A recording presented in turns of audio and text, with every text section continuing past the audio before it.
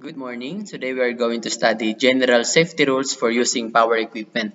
And when we say power equipment, these are the equipment that powered by electricity. Okay? Of course, operated by the operator. And number one, always follow manufacturer's operating instructions. These operating instructions written there how to operate the equipment properly step by step, the procedure. Okay, those are the important instructions that we should follow to operate the equipment properly. Okay, so read and understand and follow that instructions written in the operating instructions. Next, never place hands in a pinch point. Of course, don't do that to avoid accident. Okay. Third, use eye protection. Okay. Our eyesight, our vision is important. That's why we need to protect our eyes.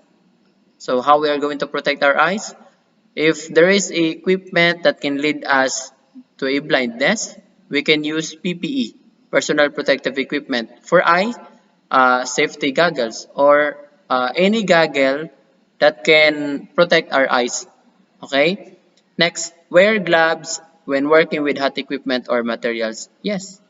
If we are dealing with hot surfaces or equipment that is there is a tendency to increase in its temperature, use gloves, wear gloves, safety gloves or any kinds of gloves that suits for high temperature to protect our hands, okay, for being born. Next, tie back long hair and do not wear dangling jewelry. If you have long hair, tie it, okay, tie it properly.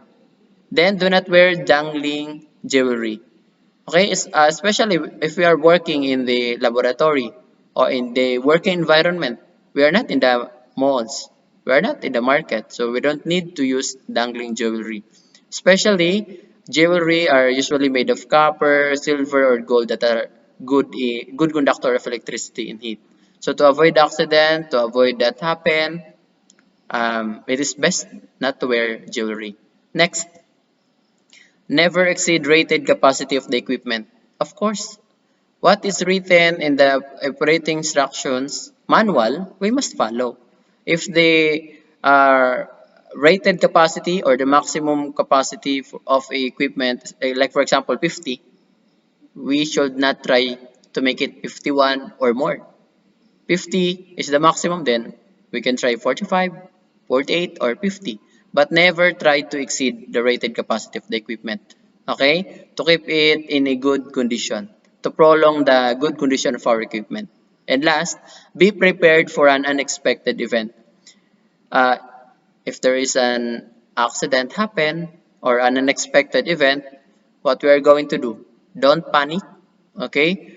Call the authority that is responsible in that laboratory, and then if there is a need of to call a doctor, okay, or a first aider, then do that.